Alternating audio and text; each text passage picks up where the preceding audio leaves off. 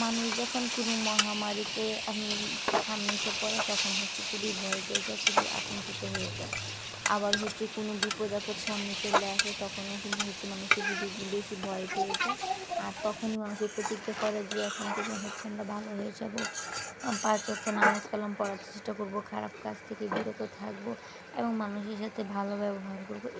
এই কথাগুলো হচ্ছে সবসময় অ্যাপ্লাই করে। কিন্তু আসলে মানুষের যখনই মহামারীগুলো চলে যায় বা দুর্যোগগুলো চলে যায় তখন আর মানুষের সেই ইয়াটা থাকে না। এই চিন্তাভাবনাটা থাকে না। আবার সেই হচ্ছে নিজের আসল রূপে ফিরে আসে। তো সেটাই হচ্ছিল যে এই ভূমিকম্প হওয়াতে যে কে কেমন ভয় পেয়েছে জানি না। কিন্তু আমি খুব বেশি ভয় পেয়েছি। আমি খুবই আতঙ্কিত ছিলাম আর খুবই ভয়ের মধ্যে ছিলাম যে আমি যে কিভাবে যে এটা প্রকাশ করব আপনাদের মাঝে সেটা বুঝতে পারছি না। যখন ভূমিকম্প হয়ে আমার বাসা পুরাটা নড়াচড়া করছিল, তখন আমি কী করব আমি কিছুই বুঝে পাচ্ছিলাম না। তারপর আমার শাশুড়ি যখন বাবুকে নিয়ে নিচে নেমে গেল, তখন আমি আস্তে, আস্তে নিচে নামছিলাম আর চিন্তা করছিলাম যে এখন কী হবে আমাদের বা এখন আমরা কী করব?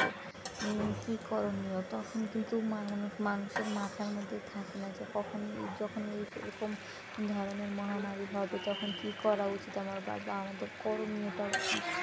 কিছুই আসলে বুঝে ওঠা যায় না। যাই হোক, সেটাই হচ্ছিল চিন্তাভাবনা করছিলাম যে আমাদের জীবনটা কত অনিশ্চিত। আর আমরা এই জীবন নিয়ে হচ্ছে এই অনিশ্চিত জীবন নিয়ে হচ্ছে কত কাদা ছোড়াছুড়ি বা কত কিছু করি। আসলে আমাদের জীবনটা এত অনিশ্চিত, তারপরে হচ্ছে আমরা একদিন তো মাটি ছাড়তে রাজি না বা কোনো কিছু নিয়ে আমরা হচ্ছে সকল কিছু হচ্ছে আমারটা হচ্ছে আমার থাকতে হবে। এরকম একটা করি, এটা সকল ক্ষেত্রেই আমি সবারই এরকম একটা কিন্তু একটা অনিশ্চিত জীবন নিয়ে হচ্ছে তারপরে জীবন নিয়ে কত বড়াই কত কিছু বা এটা প্রয়োজন ওটা প্রয়োজন। হ্যাঁ, কালকে যে মহামারীটা গেল এমনও তো হতে পারতো যে আমরা কেউ বেঁচে নাও থাকতে পারতাম।